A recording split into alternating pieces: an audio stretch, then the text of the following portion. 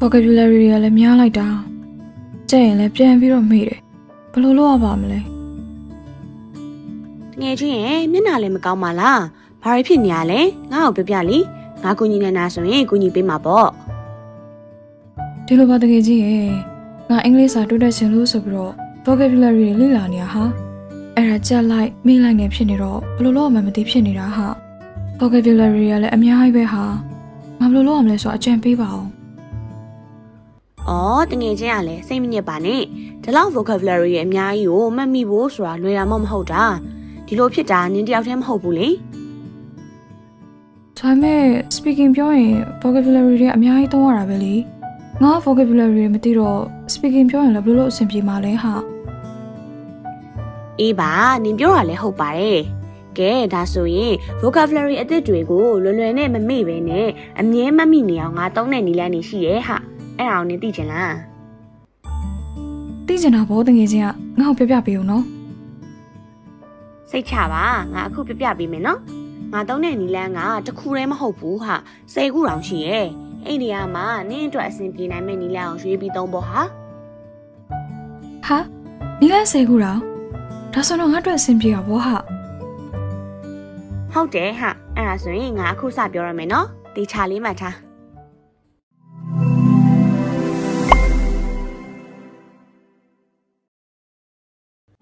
vocabulary ကိုအလုပ်ချက်တာထက်ကိုကြိုက်တဲ့အရာတွေဇုံတွေ့ကြရတဲ့ဖြစ်ပျက်လေးတွေနဲ့တွဲပြီးတော့မှတ်သားပေးပါ။ကိုနဲ့မရင်းနှီးသေးတဲ့ vocabulary စလုံးကိုမရင်းနှီးတဲ့စာကြောင်းတွေနဲ့မှတ်လိုက်မယ်ဆိုရင်ဘာမှမဟုတ်ပြီးရောအလုပ်ချက်လိုက်မယ်ဆိုရင်ခဏလေးနဲ့ပြီးသွားမှာပါ။ဒါကြောင့်ကိုနဲ့ vocabulary အသစ်နဲ့ရင်းနှီးသွားအောင်ကိုရဲ့အကြောင်းအရာလေးတွေနဲ့တွဲပြီးတော့ message ချင်ပါတယ်။ဥပမာ brilliant, excellent, outstandingစတဲ့ထူးချွန်တယ်လို့အဓိပ္ပာယ်ရတဲ့စလုံးတွေကိုဒီတိုင်းမချက်ဖဲနဲ့ကိုကဘောလုံးသမား Messi ကိုသဘောကျရဲဆိုရင် Messi is brilliant ဆိုပြီးတော့တွဲမှတ်ကြည့်လိုက်ပါဒါဆိုရင်အဲ့ဒီစကားလုံးတွေအားလုံးမမေ့တော့ပါဘူးအဲ့လိုပဲကိုတွေ့ဘူးခဲ့တဲ့ရှုကင်းလှလှလေးတွေကိုရင်သက်ရှုမောဖို့ကောင်းတယ်ဆိုတဲ့အဓိပ္ပာယ်ရတဲ့ breathtaking နဲ့ spectacular စတဲ့စကားလုံးတွေနဲ့တွဲပြီးတော့မှတ်လိုက်မယ်ဆိုရင် vocabulary အသစ်တွေကိုလွယ်လွယ်နဲ့မမိစေနဲ့အပြင်စာကြောင်းထဲမှာပါထည့်သွင်းသုံးပြတတ်သွားမှာပါစကလုံးတစ်ကိုတည်သွားပြီဆိုပြီးတော့ပြင်မထားပါနဲ့ဒီအချက်ကအရန်ကိုအရေးကြီးပါတယ်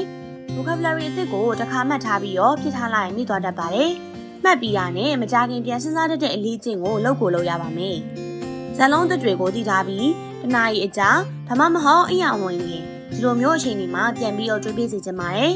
နောက်နေ့တွေမှာလည်းအဲ့ဒီစကလုံးကိုမှတ်မိရလားဆိုပြီးတော့ပြန်ပြီးတော့စစ်ဆေးကြည့်ပါ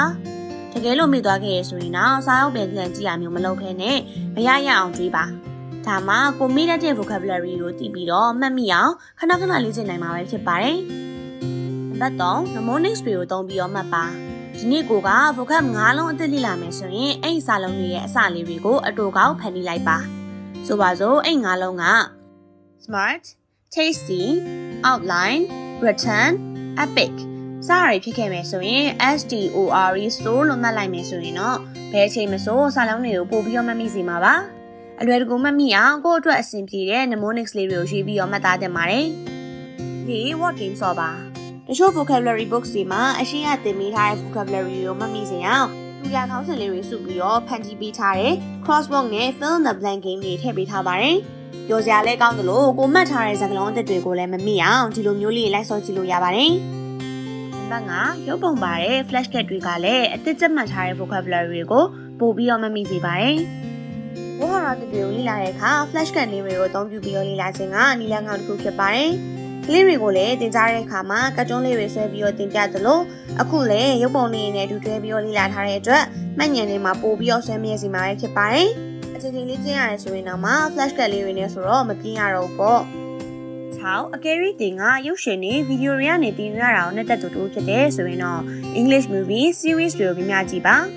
ရုပ်ရှင်တွေမှာ vocabulary အများကြီးပါတာကြောင့်ကိုကြိုက်တဲ့စကားလုံးကိုမမိအောင်လို့ notes ထဲမှာချရေးထားလိုက်ပါ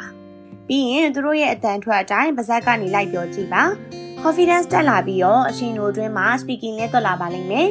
Fluent Neuro လို့ website မျိုးမှာလည်း free စာကြောင်းတွေကိုသင်ယူနိုင်တာမို့စကားပြောတဲ့အခါမှာအရန်ထောက်ကူဖြစ်စေမှာပါ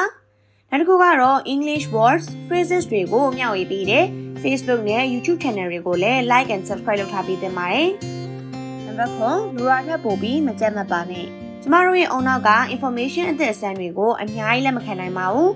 level တစ်ခုထက်ကျော်သွားရင်ဘလောက်ကြက်ကြက်အလကားပါပဲပညာတစ်နေ့မှာ vocabulary 10လုံးထပ်ပို့ပြီးတော့မမှတ်ပါနဲ့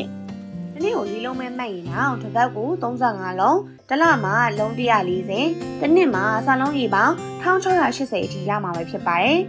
တယောက်နဲ့တယောက်လေ့လာသင်ယူနိုင်စက်မတူညီတာကြောင့်ကိုနိုင်တဲ့လောက်ပဲလေ့လာသင်ပါတယ်ရှင် dictionary ကိုလည်းစောင့်ထားပါဘာပဲလို့သိချင်တာရှိရင်အလွယ်တကူရှာဖွေလို့ရတာက dictionary ပါပဲ English မြန်မာထက် English to English dictionary တွေကိုပို့ပြီးတော့သုံးစီပါတယ်ဘာလို့လဲဆိုတော့ vocabulary အပြင် word တွေမှာစကားလုံးအထားတူပါလေ့လာနိုင်တာကြောင့်လက်တွေ့စကားပြောတဲ့နေရာမှာပို့ပြီးတော့အကျိုးရှိစေပါတယ်ကိုဝဟာရအသစ်နဲ့အဓိပ္ပာယ်တွေကိုနှုတ်ထုတ်ထားပါစကားလုံးအသစ်တွေကိုစာအုပ်ထဲမှာချရည်တဲ့အလေးချင်းလုပ်ပြီးခြင်းအပြင်ကိုမှတ်သားထားခဲ့တဲ့ဝဟာရတွေကိုတစုတစည်းတဲ့အချိန်မြင့်ပြန်လည်ကြည့်နိုင်ပြီးတော့ spelling ကိုလည်းအလို့ရသွားမှာဖြစ်ပါတယ် spelling မှန်ကန်မှာစကားပြောတဲ့အခါမှာအတန်ထွက်မှန်နိုင်မှာလည်းဖြစ်ပါတယ်10တင်းရဲ့ပတ်ဝန်းကျင်ကို sticky notes လေးတွေနဲ့အလားဆင်လိုက်ပါ new words လေးတွေကိုကိုယ့်ရဲ့ခေါင်းထဲမှာပဲသိသိမထားဘဲနဲ့လက်တွေ့ဘဝစီကိုခေါ်ဆောင်လာနိုင်ဖို့တက်ခွာစာရွက်လေးတွေကအကူအညီပေးနိုင်ပါတယ်ကိုယ့်ရဲ့အိတ်ခမ်းစပွဲပလက်ထိုင်းရေခဲတက်တာယူချိုကန်စားတဲ့နေရာတွေမှာ words လေးတွေရေးထားတဲ့စာရွက်လေးတွေကိုအနှံ့လိုက်ကထားရင်မြန်မာများပြီးတော့ရင်းနှီးသွားစေပါတယ်ကဲဒါလောက်ဆိုရင်တော့ vocabulary ကိုမမိဘဲနဲ့အမြဲမမိနိုင်အောင်ဘယ်လိုပုံစံမျိုးနဲ့လေ့လာရမလဲဆိုတာကိုသိကြလောက်ပြီးလို့ထင်ပါတယ်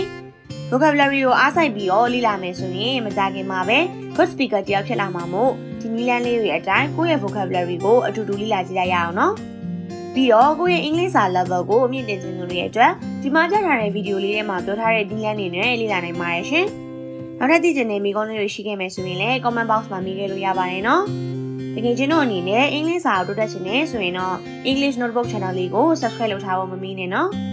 နောက်ထပ်ဗီဒီယိုလေးမှာပြန်လည်ဆုံတွေ့ကြပါမယ်ရှင်See you all again in the next video. Bye bye everyone.